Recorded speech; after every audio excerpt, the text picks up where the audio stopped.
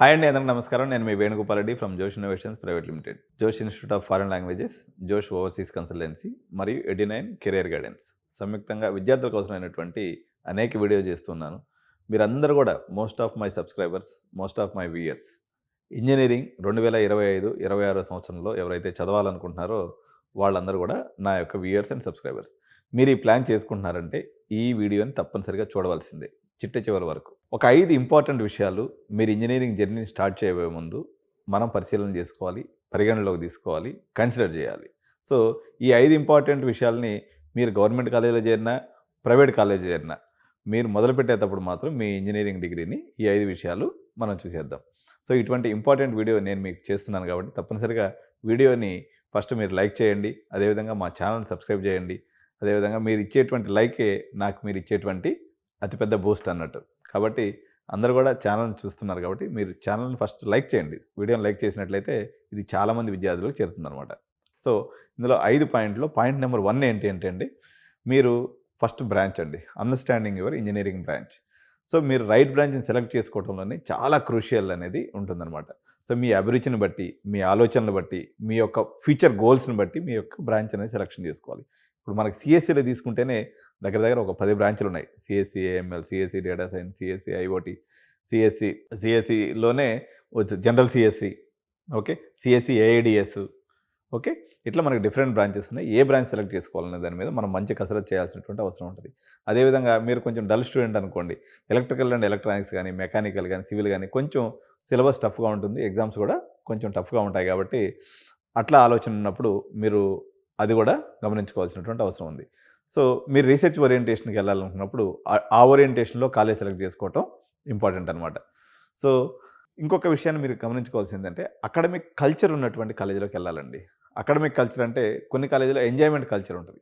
ఉదాహరణకి lovely professional university ఉంది. Just ఏంటంటే బ్రహ్మాండంగా ఉంటుంది కాలేజీ, చూపులు గుర్రం అన్నట్టు.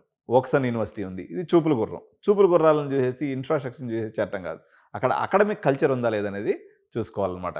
సో అట్లా కాకుండా మీరు గవర్నమెంట్ ఎగ్జామ్స్కి ప్రిపేర్ అవుతున్నారు, లేకపోతే ఆల్రెడీ మీరు ఏదైనా ఒక స్పోర్ట్స్లో ఉన్నారు, లేకపోతే మీరు ఒక భరతనాట్యమో, లేకపోతే ఒక సింగరో, ఫ్లూటిస్టో, ఇట్లా మీకు ఎక్స్ట్రా కరికులర్ యాక్టివిటీస్ ఏదైనా ఉన్నప్పుడు కాలేజ్ వాళ్ళు అందుకు సపోర్ట్ చేస్తారా లేదా అని చూసుకోవాలి. మెజారిటీ చాలా కాలేజెస్ వాళ్ళు ఏలు ముద్రగాళ్ళు ఉంటారు అనమాట. ఆడికి అసలు మీరు ఏం చెప్తున్నారో అర్థమవుతుంది చైర్మన్లకి. అట్లాంటి ఎదవల కాలేజీలో కాకుండా జర చదువుకున్నటువంటి కాలేజ్ చైర్మన్స్ ఉన్నటువంటి కాలేజీలు చెప్తే మీరు ఏం చెప్తున్నారు, మీరు రిక్వెస్ట్ ఏంది అనేది వాళ్ళకి అర్థమవుతుంది. అందువల్ల ఈ అంగుటి చేపగాళ్ళ దగ్గర చదవకుండా ఉండటం అనేది ఉత్తమ మార్గం అనమాట. సో రెండోది వచ్చేసి, మీరు ఎప్పుడైనా మనం డిగ్రీలో చేరుతున్నాం అన్నట్లయితే అది గ్యారంటీ జాబ్ అనేది కాదండి. చాలామంది పేరెంట్స్ అనుకుంటారు మనం ఎత్తకపోయేసి ఒకటి 10 లక్షలు డొనేషన్ కట్టేసాము, మా పని అయిపోయింది, ఇంక మిగిలినోడికి కాలేజ్ వాడి బాధ్యత ఆడు ఉద్యోగం ఇవ్వడం అనేది. అలా కాదండి.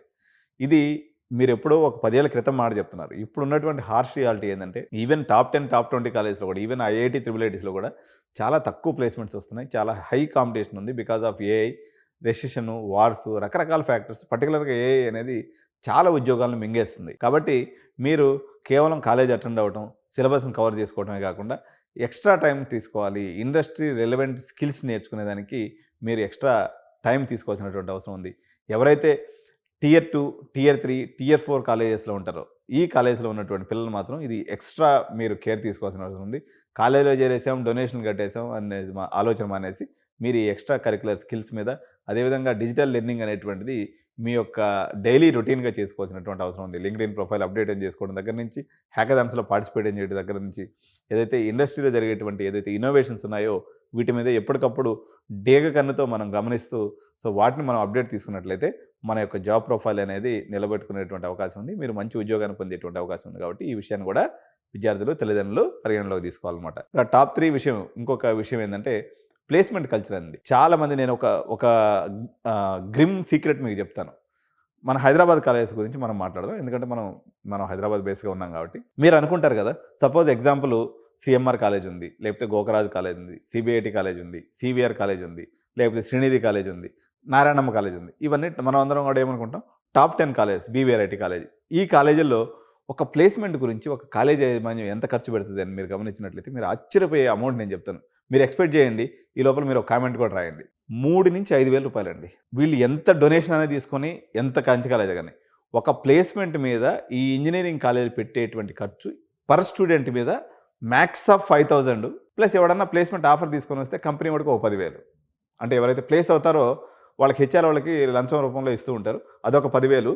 వీళ్ళు సిఆర్టీ ట్రైనింగ్ కోసం పెట్టే ఒక 5,000. 5,000 కూడా ఎవరు చాలా కాలేజీలు అయితే 3,000. గోదారి దాంట్లో సగం ఎగ్గొట్టి సగం మంది చేసి టీకేఆర్ కాలేజీలో అంటే వాళ్ళందరికీ సున్నం పెడతాడు అనమాట. అందరి చేత, ఎందుకని వాడికి 5 ఏళ్ల నుంచి ప్లేస్మెంట్స్ వెళ్ళేవాడు మహానికి. కానీ 5 లక్షలు డొనేషన్ తీసుకుంటాడు. అయినా సరే వాడు నాకు రోడ్లో ఉంది కాబట్టి అందరూ వచ్చి నిండిపోతారు అనేటువంటిది పొగరు ఉంటుంది అన్నట్టు అది అట్లా. కానీ ప్లేస్మెంట్ కల్చర్ కానీ ఎంతో కొంత ఇప్పుడు కంపారిటివ్లీ తీసుకున్నప్పుడు సిబిఐటి కానీ గోకరాజ్ కానీ సీఎంఆర్ వాళ్ళు ఎన్నో కొన్ని ప్లేస్మెంట్స్ చేయగలుగుతున్నారు. 5,000 కూడా మిగిలిన కాలేజ్ వాళ్ళు అసలు పెట్టట్లేదు. కాబట్టి మీకు ఇంకొక గ్రిమ్ ఫ్యాక్ట్ చెప్తాను. ఎవరైతే Tier 3 కాలేజెస్ ఉన్నాయో ఆ కాలేజెస్లో ఇప్పుడు మనకు 175 కాలేజీలు తెలంగాణలో ఉన్నాయి కదా, దాదాపు 100 కాలేజీలు అసలు ప్లేస్మెంట్ ఆఫీసరే లేడు. అంటే అసలు ప్లేస్మెంట్ ఓరియంటేషన్ అసలు ఆ కల్చర్ అనేది లేదు వాళ్ళ దగ్గర. అమ్మ 5,000 రూపాయలు పెట్టాలా, వాళ్ళకి వచ్చేది అంతా ఫీజు రీయింబర్స్మెంట్ స్టూడెంట్, అది 4 ఏళ్ళకి ఒకసారి గవర్నమెంట్ ఇస్తుంది. వాళ్ళు ప్లేస్మెంట్ మీద ఎక్కడ పెడతారు? వీళ్ళకంటే ఏదో డొనేషన్లో మస్కా కొట్టి నొక్కేస్తారు కాబట్టి దాంట్లో నుంచి ఎంతో కొంత ట్రైనింగ్ కోసం ఖర్చు పెడుతున్నారు. మీరు ఒక విషయం నేను ఇక్కడ పేరెంట్స్ అందరూ గుర్తుపెడతాను. మీరు 15 లక్షలు డొనేషన్ కట్టే కాడ ఒక 10 లక్షలు కట్టి ఒక 5 లక్షలు ఆన్లైన్ పోర్టల్స్లో మీరు సబ్జెక్ట్ నేర్చుకునే దానికి ప్రయత్నం చేయండి. మీ యొక్క లెవెల్ ఆఫ్ లెర్నింగ్ అనేది నెక్స్ట్ లెవెల్కి వెళ్ళిపోద్ది. ఓకే, సో మీరు ఎప్పుడు కూడా క్లాస్లో టాప్ 5% ఉంటే మాత్రమే మీ యొక్క ప్లేస్మెంట్ అనేది వస్తుంది అనేటువంటి నమ్మకం కావచ్చు.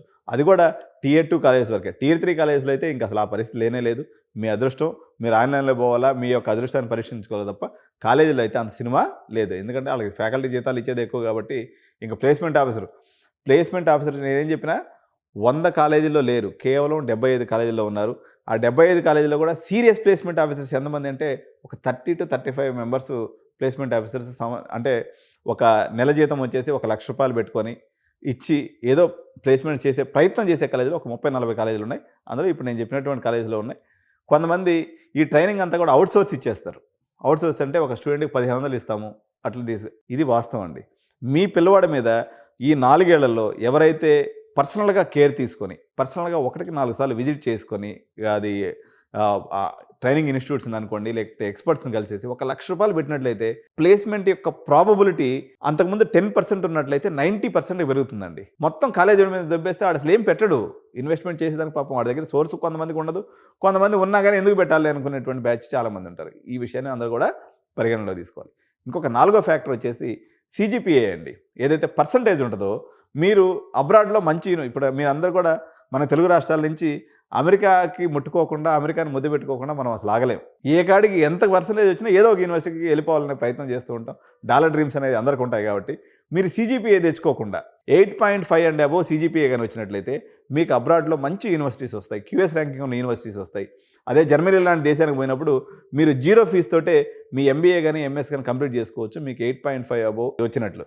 దీంతోపాటు మీరు GRE ఎగ్జామ్స్ కానీ GMAT ఎగ్జామ్స్ కానీ ఏదైతే రిక్వైర్మెంట్ ఉందో వాటిని సెకండ్ ఇయర్ నుంచి కూడా స్టార్ట్ చేసుకోవాలి. అదేవిధంగా టోఫెల్ లాంటి ఎగ్జామ్స్ ఏదైతే ఇంగ్లీష్ స్కిల్స్కి సంబంధించినటువంటి టోఫెల్ కానీ IELTS ఎగ్జామ్స్ని కానీ మీరు ప్రిపేర్ అవ్వడం ద్వారా మీరు హయ్యర్ స్టడీస్లో కూడా ఒక ప్లాన్డ్ యాక్టివిటీతో వెళ్ళాలి. మీరు ఆ బ్యాక్లాగ్స్ క్లియర్ చేసుకోవడంలోనే భుజం తట్టుకుంటా ఉంటే ఎప్పటికి మీరు ఇప్పుడు ఇన్ని యాక్టివిటీ చేయాల్సి ఉంటుంది అనమాట. ఇంజనీరింగ్ అంటే జోక్ కాదు, అది చాలా సీరియస్ ఎడ్యుకేషను. మీరు ఈ 4 ఏళ్ళు కష్టపడి చదివినట్లయితే మీకు లైఫ్ టైంలో సెటిల్ అవుతుంది. 4 ఏళ్ళు ఎంజాయ్ చేసినట్లయితే మిగిలిన 40 ఏళ్ళు 4 ఏళ్ళు అమీర్పేటలో మిగిలిన 36 ఏళ్ళు వైఫ్ దగ్గర తిట్టించుకుంటూ బతకాల్సినటువంటి పరిస్థితి వస్తుంది. విద్యార్థులారా గుర్తుపెట్టుకోండి. లాస్ట్ అండ్ ప్రియారిటీ వచ్చేసి 5వ పాయింట్ వచ్చేసి స్కిల్స్ అండ్ ఫ్రెండ్షిప్స్ అండి. కాలేజ్ లైఫ్ అంటేనే ఫన్ ఉండకూడదని, ఎంజాయ్మెంట్ చేయకూడదని నేను చెప్పట్లేదు, కానీ ఎవరితో ఫ్రెండ్షిప్ చేస్తున్నారు? ఫస్ట్ మీ ప్రైమరీ ఇన్వెస్ట్మెంట్ మీ తల్లిదండ్రుల రక్తం దారబోసి మీకు ఫీజులు కడుతున్నారు కాబట్టి మీ కెరీర్ మీద ఫోకస్ పెట్టాల్సినటువంటి అవసరం ఉంటుంది. వేరాజ్ ఫ్రెండ్షిప్ కూడా ఇంపార్టెంట్. ఎందుకంటే మనం అనేక విషయాలు తల్లిదండ్రులతో షేర్ చేసుకోలేనటువంటి విషయాలు మన స్నేహితులతో షేర్ చేసుకుంటాం. సో మీరు 4 ఫ్రెండ్స్ ఉన్నట్లయితే ఒక మంచి ఫ్రెండ్షిప్ చేసుకోండి, మంచి లైక్ మైండెడ్ ఉన్నటువంటి వాళ్ళతో ఫ్రెండ్షిప్ చేయండి. సో అది డిస్ట్రాక్ట్ చేసుకునే దానికి కాకుండా స్కిల్ డెవలప్మెంట్ కోసము లేకపోతే కంబైన్డ్ స్టడీస్ కోసము సెల్ఫ్ గ్రోత్ కోసము ఈ ఫ్రెండ్షిప్ ఉపయోగపడాలి తప్ప పక్కన వాడు దమ్ము కొడుతున్నాడు మనం కూడా అడిగితే పోయి దమ్ము కొడదాం, పక్కన వాడు బీరు తాగడం రమ్మను, ఇది కాదు. అది ఎప్పుడో once in a while is okay, but మీరు అది ఒక యజ్ఞం చేసినట్టు దాని మీద చేస్తున్నారు తప్ప ఫోకస్డ్గా మీరు ఒక కోడింగ్ రాయటం దానికోసమో లేకపోతే మీరు ఒక స్పోర్ట్స్ ఒక టీం కోసమో లేకపోతే కంబైన్డ్ స్టడీస్ కోసమో ఈ ఫ్రెండ్షిప్ని వాడుకుంటే మీకు ఆ ఫ్రెండ్స్ వల్ల ఎంతో ఉపయోగం కలుగుతుంది. క్లాసులో లెక్చరర్ గొంతు దించుకొని చెప్తే అర్థం కానటువంటి విషయము ఒక ఫ్రెండ్ వచ్చేసి దగ్గర కోసం పెట్టుకుని ఒక 15 నిమిషాలు అని చెప్పిందంటే ఆ సబ్జెక్ట్ అర్థమైపోయేసి సబ్జెక్ట్ పాస్ అయిపోయేటువంటి సందర్భాలు ఎన్నో ఉంటాయన్నమాట. సో ఈ యొక్క కీలకమైన ఫ్యాక్టర్స్ అన్నీ కూడా స్టూడెంట్స్ పేరెంట్స్ పరిగణలో తీసుకోవాలి. సో ఇటువంటి మోటివేషనల్ వీడియోస్, ఇటువంటి అవసరమైనటువంటి విద్యార్థులకు అవసరమైనటువంటి కీ ఫ్యాక్టర్స్ని, కీ పాయింట్స్ని నేను ఎప్పటికప్పుడు మీ ముందుకు తీసుకొస్తూ ఉంటాను కాబట్టి తప్పకుండా మా ఛానల్ సబ్స్క్రైబ్ చేయండి. ఈ వీడియోని లైక్ చేయండి. మీ ఫ్రెండ్స్ అందరికి కూడా షేర్ చేయండి. ఈ వీడియో మీద మీ యొక్క అభిప్రాయాలని కామెంట్స్ రూపంలో తెలియజేయండి. Thank you so much. జై హింద్.